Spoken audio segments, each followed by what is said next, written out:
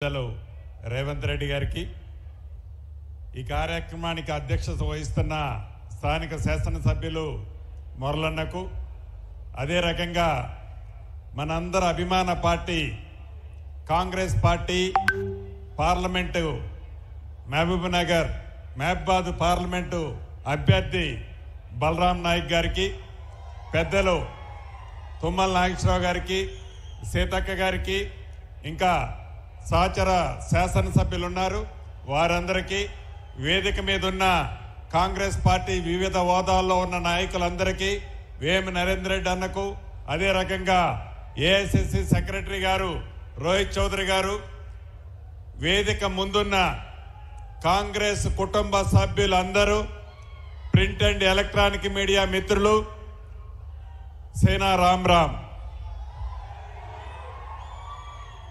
చాలా సంతోషం ముఖ్యమంత్రి గారి సమక్షంలో వేలాదిగా మీరు ఏదైతే ఆనందాన్ని వెల్లబుస్తూ బలరామన్న నాయకత్వాన్ని రాబోయే పార్లమెంటు ఎన్నికల్లో భారతదేశ ప్రధానిగా రాహుల్ గాంధీ గారిని చేసే దాంట్లో భాగంగా మహబాద్ పార్లమెంటు నుంచి బలరాం నాయక్ గారిని అత్యధిక మెజార్టీతో పంపిస్తామని మీ సంతోషంతో తెలియజేసినందుకు మనస్ఫూర్తిగా మీ అందరికీ హృదయపూర్వక అభినందనలు కృతజ్ఞతలు. దేశం కోసం ఆనాడు ఇందిరాగాంధీ గారు రాజీవ్ గాంధీ గారు ప్రాణాలు అర్పించిన సంగతి మీకు తెలుసు. 2 సార్లు రాహుల్ గాంధీ గారు ప్రధానమంత్రి అయ్యే అవకాశం వచ్చినా తను ప్రధానమంత్రి కాకుండా మన్మోహన్ సింగ్ గారిని ప్రధానమంత్రిని చేసి ఈ దేశ ప్రజల మనోభావాలను గౌరవించిన మహానుభావుడు రాహుల్ గాంధీ గారు. అటువంటి రాహుల్ గాంధీ గారిని శ్రీమతి ఇందిరాగాంధీ గారి మనవడు రాజీవ్ గాంధీ గారి సోనియా గాంధీ గారి కొడుకు రాహుల్ గాంధీ గారిని ప్రధానమంత్రి చేసే దాంట్లో ఈ మహబాద్ పార్లమెంటు ఓటుని పార్లమెంటు సభ్యుడిని మంచి మెజార్టీతో మీరు ముందుగా గెలిపించాలని కోరుకుంటూ ఏదైతే గడిచిన 10 సంవత్సరాల్లో ఈ రాష్ట్రానికి ముఖ్యమంత్రిగా పనిచేసిన కల్వకుంట్ల చంద్రశేఖరరావు గారు ఈ మధ్య ఒక మీటింగులో చాలా అవాకులు చవాకులు పేలుతున్నారు. మన గౌరవ ముఖ్యమంత్రి గారిని లిల్లీ పుట్టుతో సంబోధించి మాట్లాడుతున్నారు. ఈ వేదిక మీద నుంచి వారికి ఒక్కటే తెలియజేస్తున్నాను, ఇది వరంగల్ గడ్డ మీద నుంచి నేను మాట్లాడుతున్నాను. వరంగల్ మిరపకాయ అంటే ఏంటో నీకు తెలుసు, ఈ మిరపకాయ కారం ఎలా ఉంటుందో నీకు తెలుసు. సమయం వచ్చినప్పుడు సందర్భం వచ్చినప్పుడు ఈ మిరపకాయ ఎక్కడ పెట్టాలో మా నాయకుడు రేవంత్ రెడ్డి గారికి తెలుసు. తప్పకుండా చెప్పకూడు తినే టైము దగ్గరలోనే ఉంది. నోరు అదుపులో పెట్టుకొని మాట్లాడాలని ఈ వేదిక మీద నుంచి ఛాలెంజ్ ఇస్తున్నాను. అంతేకాదు ఆనాడు ఫోన్ ట్యాప్ చేసి మా వేదిక మీద ఉన్న ముఖ్య నాయకులే కాదు వేదిక ముందున్న వేలాది మంది మీ అందరి ఫోన్ ట్యాపులు కూడా చేసిన ప్రబుద్ధుడు ఆ ప్రబుద్ధుడు చిట్ట చివరికి మీరు మీ బిడ్డతో మాట్లాడినా మీ భార్యతో మాట్లాడినా మీ స్నేహితుడితో మాట్లాడినా మనిషి స్వేచ్ఛను హరించిన దౌర్భాగ్య ప్రభుత్వం గత ప్రభుత్వం.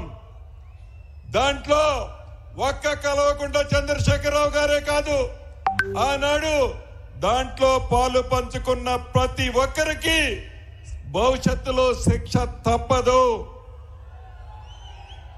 ఏదైతే కేంద్రంలో అధికారంలో ఉన్న జాతీయ పార్టీ అని చెప్పుకుంటున్న బీజేపీ పార్టీ, ఆ పార్టీకి అధ్యక్షుడిగా ఈ రాష్ట్రంలో ఉన్న కిషన్ రెడ్డి గారు నిన్నగాక మొన్న అంటున్నారు తెలంగాణ రాష్ట్రానికి 10 లక్షల కోట్లు ఇచ్చామంటున్నారు. అయ్యా కిషన్ రెడ్డి గారు, తెలంగాణ రాష్ట్రానికి 10 కోట్లు మీ 10 లక్షల కోట్లు మీరేమన్నా బిచ్చమిచ్చారా? మీరేమన్నా అదనంగా ఇచ్చారా? తెలంగాణ రాష్ట్రంలో ఎన్ని లక్షల కోట్లు కేంద్ర ప్రభుత్వానికి శిస్తు రూపంలో కట్టిందో ఒక్కసారి మీరు ఆలోచించండి. అంతేకాదు ఆనాడు రాష్ట్ర విభజనలో ఏవైతే హామీలు ఇచ్చారో ఈ మహబాద్ పార్లమెంటు పరిధిలోని బయ్యారం ఉక్కు కానీ ఈ రోజుకి కూడా మీరు ఇచ్చిన హామీలాగానే మిగిలింది. అంతేకాదు వరంగల్లో ఉన్న రైల్వే కోచ్ని ఇస్తామని చెప్పారు, అది అంతే ఉంది. ITIR ఇస్తామన్నారు, అదే అంతే ఉంది. కేంద్రంలో 10 సంవత్సరాలు పరిపాలించిన మీ ప్రభుత్వం, మీరు మంత్రిగా పరిపాలించిన మీ 5 సంవత్సరాల్లో చేసిన కార్యక్రమాలు తెలంగాణ రాష్ట్రానికి ఏంటో మీరు చెప్పండి. 2 చెప్పలేని మీరు తెలంగాణ రాష్ట్రంలో రేపు పార్లమెంట్ లో మాకు 10 వస్తాయి 15 వస్తాయి అని చెప్తున్నారు గొప్పలు. మీరు గతంలో మీకు 4 సీట్లు ఉన్నాయి, ఆ 4 సీట్లు మీరు దక్కించుకుంటే నిజంగా మీరు హీరోలే. 4 సీట్లు కూడా మీకు వచ్చే పరిస్థితి లేదు. తెలంగాణ ప్రజలు ఇందిరమ్మ రాజ్యాన్ని, ఇందిరమ్మ పరిపాలనని పెద్దలు ముఖ్యమంత్రి గారు రేవంత్ రెడ్డి గారి నాయకత్వంలో చల్లగా ఉన్నారు. 6 గ్యారెంటీల్లో 5 గ్యారెంటీలు ఇప్పటికే ఈ ప్రభుత్వం ఇచ్చింది. భవిష్యత్తులో వచ్చే ఎన్నికల్లో తప్పకుండా మీ అమూల్యమైన ఓటు హస్తం గుర్తు మీదకి వేయాల్సిన అవసరం ఉంది. ఇంకొక విషయం చెప్పి ముగిస్తాను. గత ముఖ్యమంత్రి కల్వకుంట్ల చంద్రశేఖరరావు గారు అంటున్నారు 20 మంది ఎమ్మెల్యేలు కాంగ్రెస్ పార్టీలో ఉన్నాళ్ళు మాకు టచ్ లో ఉన్నారని చెప్తున్నారు. కాంగ్రెస్ పార్టీలో ఉన్న మంత్రులు మాకు టచ్ లో ఉన్నారని ఏది హాల్లో కూర్చొని పోరంబోకులు మాటలు మాట్లాడుకుంటూ కాంగ్రెస్ పార్టీలో ఉన్న ముఖ్యమంత్రి గారట బీజేపీలోకి పోతారట, శ్రీనివాస్ రెడ్డి గారట బీఆర్ఎస్ పార్టీలోకి పోతాడట.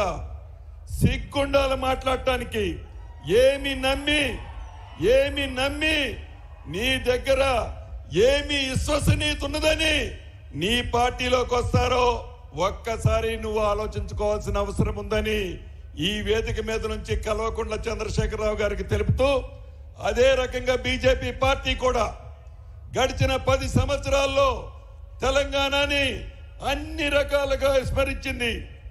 ఏ ప్రాజెక్టుకి, ఏ నీటిపారుదల ప్రాజెక్టుకి కూడా ₹1 ఆ ప్రభుత్వానికి, ఏ పార్టీగా ఉన్న బీజేపీ పార్టీకి, బి పార్టీగా ఉన్న బీఆర్ఎస్ పార్టీని 2 పార్టీలని చిత్తుగా ఓడించి అత్యధిక ఓట్లతో మన బలరామన్నని మంచి మెజార్టీతో గెలిపించాలని కోరుకుంటూ